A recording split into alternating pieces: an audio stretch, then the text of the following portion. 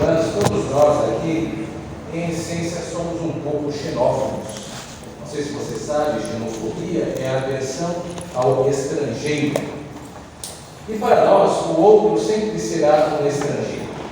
Nós não sabemos exatamente o que pensam outros, mas geralmente os seus sonhos são diferentes dos nossos, seus gostos são diferentes dos nossos, o que come até é diferente do que nós comemos. Portanto, todos nós aqui temos, de certa forma, um xenofobismo, né? Nós temos uma aversão ao outro, um estranhamento do outro, e aquele que é o próximo acaba se transformando em alguém com o qual nós temos dificuldade de lidar. Tal qual o Narciso, nós achamos feio aquilo que não é espelho. Creio que todos nós nos lembramos da figura da cultura grega de Narciso, aquela personagem que amava tanto a si próprio, que ao olhar no reflexo no reflexo do lago, seu próprio rosto mergulhou e acabou morrendo afogado. Isso demonstra que todos nós temos uma queda por nós mesmos. Isso faz do outro ser uma pessoa hostil, ser uma pessoa estranha. O texto de hoje nos ensina a lidar um pouco com isso. O Senhor Deus sabe que nós temos uma dificuldade e por isso deixou esse ensinamento para nós hoje. Então nós vamos aprender hoje acerca de duas coisas. Primeiro, que nós não devemos ser críticos dos outros. Segundo, que nós devemos exercitar a autocrítica. Então vamos ver o que o texto diz quando afirma que nós não devemos criticar os outros, né? Veja aí no verso 1 a expressão não julgueis. Não julgueis é uma expressão muito forte, mas ela precisa ser entendida no seu alcance.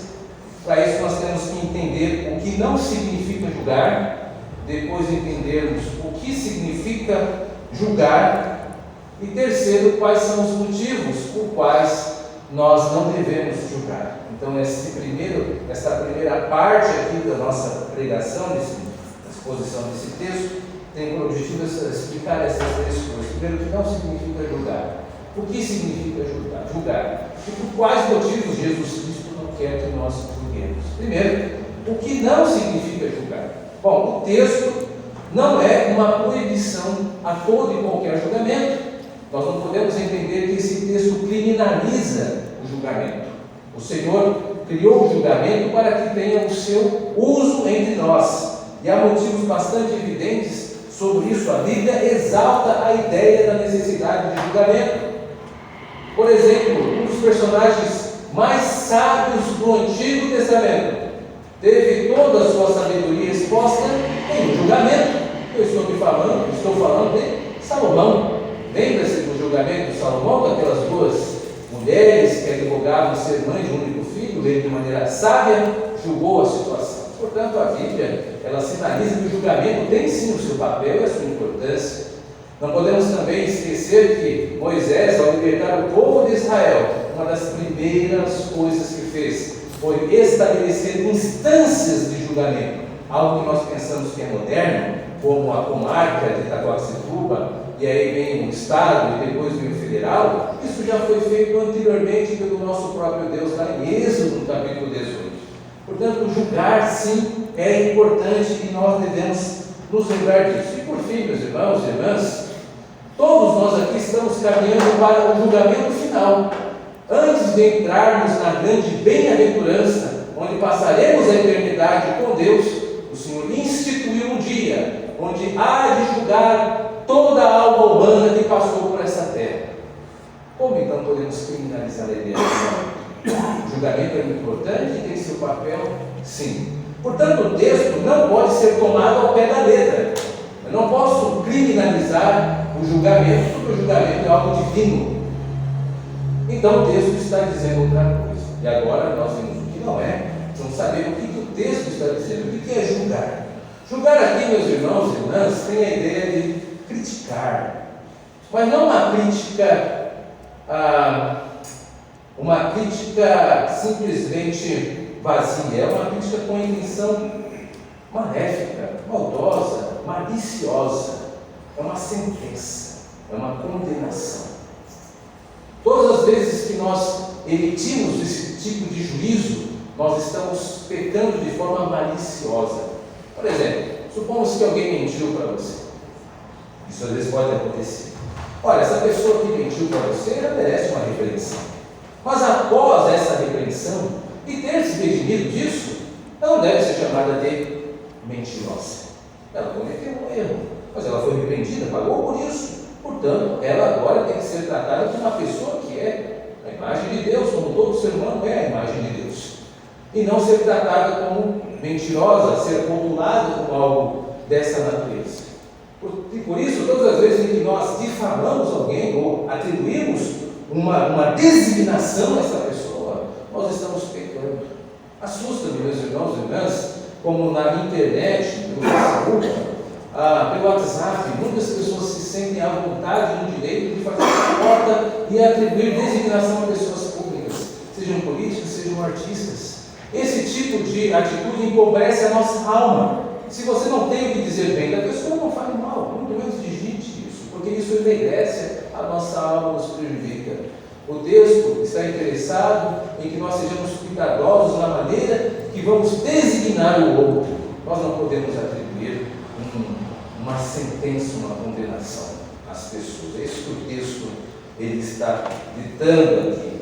Portanto, nós precisamos entender que julgar não é julgamento em si, mas essa aplicação maldosa desse julgamento moral que nós fazemos e impingimos isso no outro. Mas nós precisamos entender que esse tipo de ação também é uma situação individual. Veja, Jesus Cristo está falando a todo um grupo de pessoas. É o Sermão da Montanha, nós conhecemos bem. Mas ele está tocando em aplicações pessoais, individuais. Ele está falando a indivíduos aqui, que nós não devemos adotar isso como prática.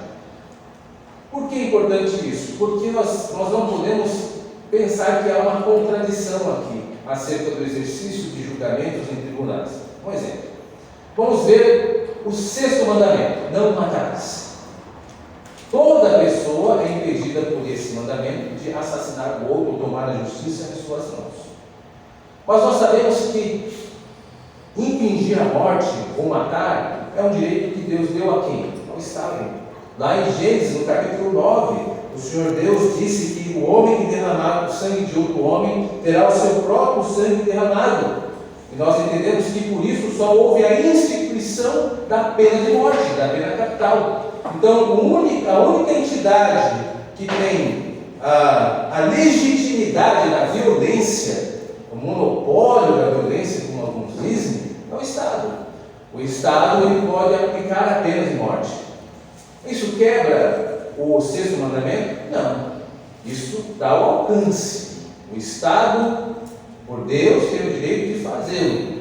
Mas isso não significa que nós, como indivíduos, temos o direito de fazê-lo. Então, aqui nesse texto, há um apelo à nossa individualização.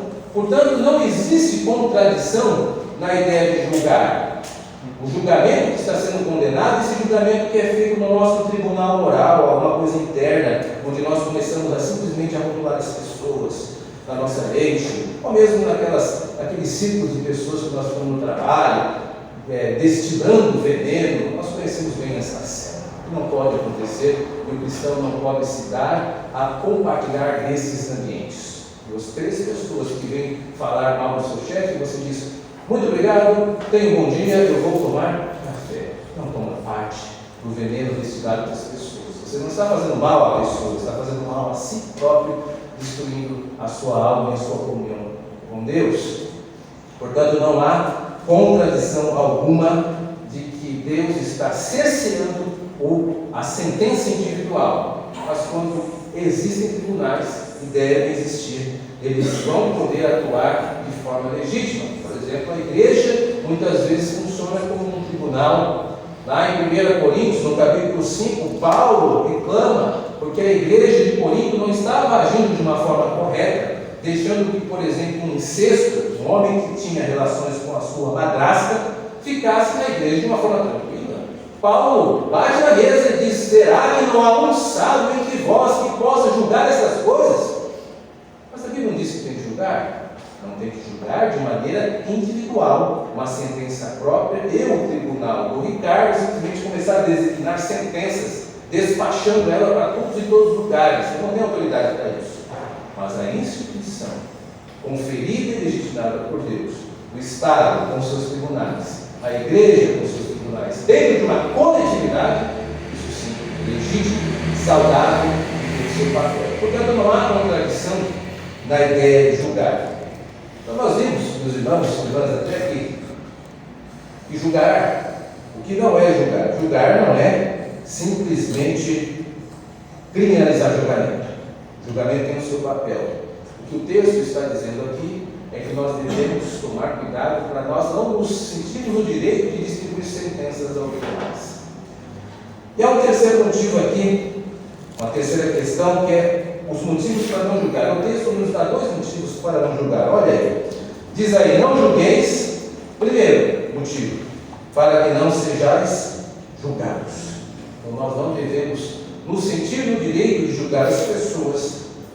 E aqui o julgamento que o texto está falando é a questão de criticar, de designar nomes, de atribuir malícia, de sentenciar. Nós não podemos fazer isso. Nós não podemos determinar quem são as pessoas ou designá-las. Por quê?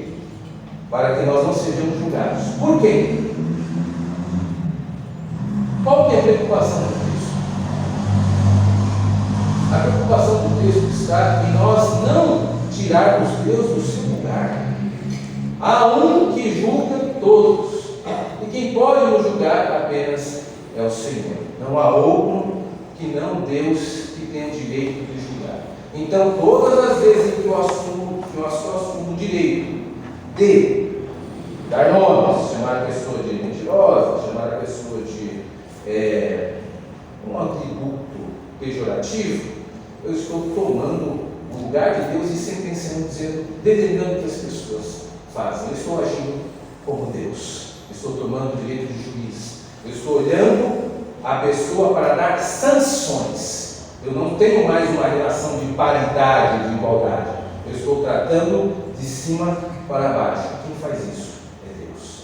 Apenas Ele tem esse papel de nos olhar de cima para baixo. Nenhum de nós tem. Nós precisamos nos olhar, olho nos olhos, como irmãos e irmãs. Mas quando eu olho você com olhos altivos, ou olhos altos, eu estou me colocando no lugar de Deus. E com certeza, o livro de Provérbios diz, a queda é a partir daí. Porque Deus não divide a sua glória com ninguém, muito menos conosco, que queremos tomar o seu lugar. Então, precisamos lembrar que é Deus quem exerce julgamentos. E a Bíblia mostra isso nos seus 3 tempos. Deus julgou no passado. Lembra-se dos contemporâneos de Noé? Homens que estavam muito à vontade, casando-se, dando-se em casamento. E Deus julgou a todos e condenou a todos, matando-os a todos e poupando apenas a família de Noé. Deus também julgou Sodoma e Gomorra pelos seus crimes homossexuais. Eu estou sabendo que isso está sendo gravado, espero que saia na internet. Porque nossa igreja não tem dificuldade nenhuma em condenar o homossexualismo. Deus puniu Sodoma e Gomorra e a julgou. Assim também como Deus puniu Israel e Judá, retirando das suas terras. O drama do Antigo Testamento se resume num povo entrando na terra e no final do Malaquias, o povo saindo da terra. Deus julgou o povo indigno de permanecer na terra. E depois ele toma, mas nunca mais como tinha entrado. Deus julgou no passado. E Deus também julga no presente. Deus está julgando-nos agora mesmo. Deus julga a todos. Primeiro, pela sua providência. Lembra-se do texto lá em Gálatas: o que o homem plantar, isto colherá. Isto é um julgamento de Deus.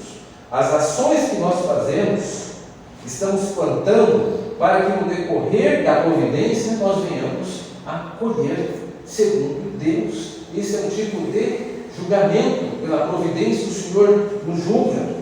Deus julga a sua igreja. Lá em 1 Coríntios, no capítulo 11, verso 32, quando algumas pessoas estavam usando da ceia indevidamente, o que Paulo diz: olha, vocês serão julgados, e quando julgados, serão disciplinados pelo Senhor. Por isso alguns, não são poucos aqueles que dormem, e alguns estão ficando até doentes. A Bíblia atesta que Deus opera o seu julgamento mesmo na nossa contemporaneidade, mesmo no nosso tempo presente. O Senhor está julgando. Hebreus, no capítulo 12, verso 6, diz que o Senhor corrige a quem ama e aceita todos aqueles que toma por filhos e filhas. Portanto, as próprias dificuldades, por vezes, é Deus nos açoitando para nos disciplinar, para que possamos continuar reconhecendo que Ele é o Senhor. Ele continuará fazendo o exercício do seu julgamento em nossas vidas até que tenha encontrado propósito para isso. O Senhor então tem legitimidade, Ele julgou no passado e também julga agora. E a Bíblia também mostra que Deus nos julgará no futuro. Lembre-se daquilo que eu disse: o último dia, onde o Senhor irá nos julgar, o Senhor julgará as nossas palavras. Lembre-se disso. Texto de Mateus 12 é muito claro, diz que toda palavra frívola, palavra supérflua, qualquer palavrinha que você diz, essa será apresentada para você no dia do juízo. O Senhor julga os nossos pensamentos. Em Jeremias 17:10 diz sobre o Senhor: eu, o Senhor, esquadrinho o coração, eu provo os pensamentos. E Deus também julgará as nossas ações no corpo, porque importa que todos nós compareçamos perante o tribunal de Cristo, para que cada um receba segundo o bem ou mal que tiver feito no corpo, segundo Coríntios 5:10. O Senhor julga pensamentos, palavras e obras. Julgará isso no futuro, julga agora, julgou no passado. O Senhor está sempre julgando. O atributo de julgar pertence a Ele, não a nós. E o segundo motivo por que não devemos julgar é uma intensividade. Veja aqui no texto: não julgueis para que não sejais julgados. Com o critério com que julgardes, sereis julgados, e com a medida que tiverdes medido, vos medirão também. Nós seremos medidos. Mas aqui o texto está falando que nós seremos medidos pelo Senhor. Meus irmãos e irmãs, não se preocupem. Nós veremos as justiças diante dos nossos olhos, se não nesta terra, com certeza no julgamento final. Deus é um Deus justo. Prova disso é que Ele não poupou o seu próprio Filho de justiça. Quando aconteceu o pecado, o que o Senhor fez? A humanidade pecou, isso acontece, deixe para lá. Não, a humanidade pecou, isso é injusto.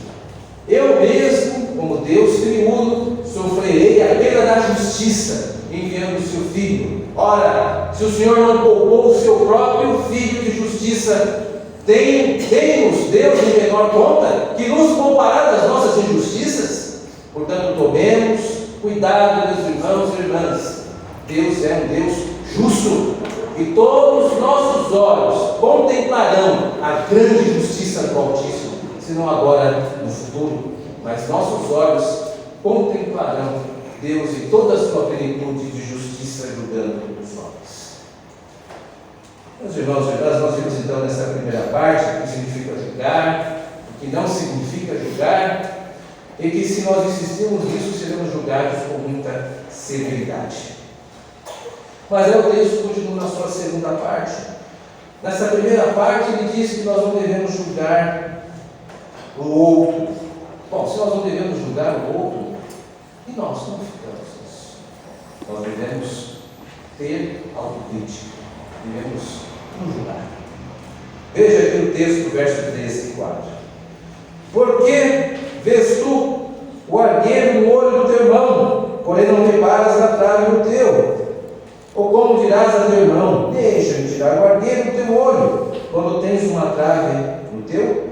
Meus irmãos e irmãs, aqui está uma metáfora, um tipo de texto que está tomando como uma questão de ter um argueiro. O que o argueiro é? Nós já vamos ver. Mas antes disso, vamos lembrar que uma metáfora é uma história para explicar outra, um acontecimento para explicar outro, uma forma de comparação. Por exemplo, quando o maestro pode estar ensinando as pessoas e tem uma pessoa que canta bem, ele pode dizer assim: eis que entra na sala um sabiá.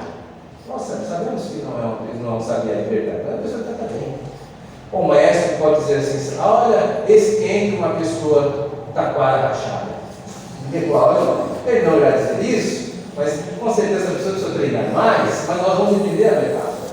Então, metáfora é um tipo de comparação já sem mediadores, né? Eis que entra o sabiá, eis que entra uma taquara rachada. Não vamos esquecer mais isso. Agora nós estamos diante de uma metáfora aqui que o Senhor precisa que nós compreendamos. Primeiro, que significa ardeiro, significa cisco. Trave aqui é um tipo de mastro, um tipo de tronco. Então a imagem que se passa é como é que você vai tirar um cisco no olho se na sua frente tem uma trave. Você não tem como fazer isso. Só pensar nisso é ridículo. Mas a ideia é que o Senhor está usando essa imagem ridícula, humorística até, para mostrar que nós não podemos tirar o cisco do olho de alguém com uma trave na frente dos nossos. Ou seja, nós precisamos olhar para nós primeiro. Mas aqui nesse texto existe um ensinamento que é central. Nós vimos o que nós devemos julgar, que é julgamento, e os motivos para isso. Mas o ensino, isso aqui, central, que é o princípio que nós precisamos capturar essa noite, que é o seguinte: um olhar duro, severo para uma pessoa é um indicador de um julgamento parcial. Todas as vezes que eu sou severo com alguém, rigoroso, isso demonstra parcialidade. Não só isso. Quanto maior é o meu rigor com alguém, isso prova que menos rigor tem comigo. É o que o texto está dizendo. Muito cuidado quando encontrarmos alguém que julga rigorosamente uma outra pessoa. É uma evidência de que essa pessoa é parcial e se julga em menor monta do que o outro. Esse é o princípio que o Senhor está estabelecendo aqui. Não sei se eu fui claro, vou repetir. Quando alguém julga, ou nós mesmos julgamos alguém com muita severidade, pode ter certeza, nós não estamos usando a mesma medida para conosco. O julgamento severo mostra isso. No Antigo Testamento isso é evidente. Para não cansar, nós vamos usar o exemplo mais clássico, que é o exemplo de Davi. Lembra-se do rei Davi. O rei Davi cometeu um adultério com Betseba e acabou assassinando o seu marido, e isso acabou fazendo com que Betseba engravidasse também, por causa do caso com Davi. E Davi pensou que passou por isso incólume, tranquilo, sem nenhum tipo de problema. Mas aí Natan vai até ele e conta uma história da bezerra, de uma cordeirinha, aliás, não bezerra, uma cordeirinha, perdão, cordeirinha. Então, Natan conta que um homem tinha uma cordeirinha, e essa cordeirinha era tratada como filha, só que esse homem trabalhava para alguém rico. Esse rico recebeu visitantes, não quis dispor dos seus cordeiros e tomou a cordeirinha do pobre. O que devo fazer? Natan pergunta a Davi, que tinha que julgar. E Davi, nós conhecemos a resposta, bate na mesa e diz: esse homem é digno de morte, deve restituir 4 vezes mais. E aí Natan aponta o dedo e diz: esse homem é você. Geralmente é assim, irmãos. Todas as vezes que nós somos rigorosos com alguém, pode ter certeza que estamos sendo muito menos rigorosos conosco mesmo. Um julgamento duro com alguém revela um coração que é fácil de consigo mesmo. Não apenas no Antigo Testamento, mas no Novo Testamento nós temos isso. Jesus Cristo insiste em nos ensinar sobre isso, contando, por exemplo, a parábola do credor incompassivo, do credor injusto. Lembra-se dessa parábola? Lá em Mateus, no seu capítulo 20, salvo engano, nosso Senhor conta a parábola de um homem que devia mais de 10.000 denários ao rei. Esse homem entra em audiência, é perdoado, salta nos olhos, porque um caminho para casa ele conta alguém que devia 100 denários, muito inferior aos 10.000. E o que esse homem faz? Não perdoa a dívida, que manda prender. Meu Deus do céu, é totalmente irônico o texto, porque mostra que todas as vezes que nós usamos um tribunal pesado contra alguém, nos esquecemos que temos uma dívida muito maior e foi saudada por Deus segundo esse ano. Esse é o princípio da trave do olho. Por trás de todo e qualquer julgamento severo, há um juiz que não olha o seu rastro.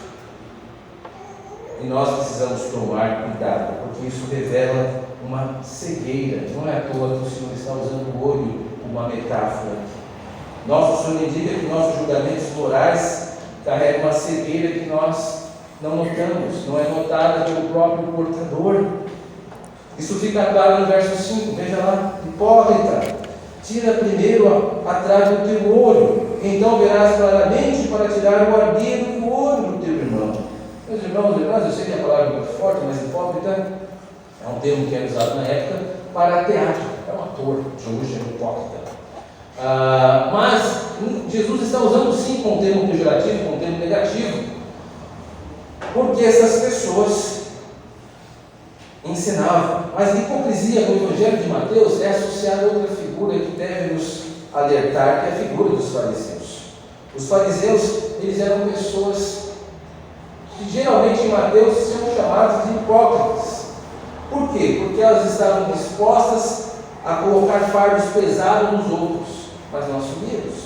Estavam dispostas a guiar os cegos, sendo eles mesmos cegos. Eles coavam o mosquito e engoliam o camelo, limpavam o exterior, mas nunca o interior. Isso está em Mateus 23. E todos esses três exemplos que eu dei mostram pessoas míopes consigo mesmo, mas muito argutas, muito observadoras com o outro, porque isso é uma regra. Todas as vezes em que nós somos duros com alguém, simboliza que nós não estamos sendo justos conosco mesmo. Nós estamos medindo muito mais. Meus irmãos, eu não estou dizendo nenhuma novidade, a nossa sabedoria popular já diz isso, que é o reflexo da Bíblia. Quantos aqui não ouviram aquela frase: olha lá, o sujo falando do mal lavado? Ou então veja lá, um dedo apontando para outra pessoa e 4 para si. Todos nós sabemos que nossa tendência sempre será essa. Nosso Senhor estabelece aqui um olhar duro e severo, revela sim um julgamento parcial, onde nós nos favorecemos em relação ao outro. Sempre é assim. Portanto, meus irmãos e irmãs, tomemos cuidado com essas questões. Vamos considerar aquela historiazinha que eu ouso a contar a vocês, mas é muito comum, daquela mulher, dona de casa, que olhava para fora da sua janela e sempre observava a sua vizinha estendendo roupa, e aquelas roupas sempre estavam imundas. Determinado dia, ela fala para o seu marido: veja, hoje eu olho e as roupas da nossa vizinha estão limpas no varal. Aí o marido diz: não é que elas estão limpas, é que eu lavei a vidraça. Era a vidraça que estava suja e fazia ela ver os lençóis sujos. Meus irmãos e irmãs, a história nos é útil, porque na verdade as nossas vidraças sempre estarão sujas nessa terra. Nenhum de nós tem os olhos limpos. Todas as vezes que olhamos para o outro, infelizmente, nós temos que contar com o pecado. O pecado faz parte de nós e vai curvar o nosso julgamento. Portanto, muito cuidado com a severidade com a qual nós olhamos as pessoas, porque com certeza nós estamos olhando pelo prisma do pecado. Precisamos exercitar sempre a autocrítica. É um exercício que faz bem para a alma. A autocrítica não é vitimizar-se, não é ter pena de si mesmo, é saber que todos nós, tanto a pessoa que você fala quanto você, estão dentro de uma jornada. E se são cristãos, estão rumo à perfeição, que está longe de ambos, tanto de você quanto da outra pessoa. Dessa maneira, meus irmãos e irmãs, teremos certeza que não estaremos tomando o lugar de juiz. Só existe um juiz, que é o Senhor, e não somos nós. Que Deus nos ajude. Amém.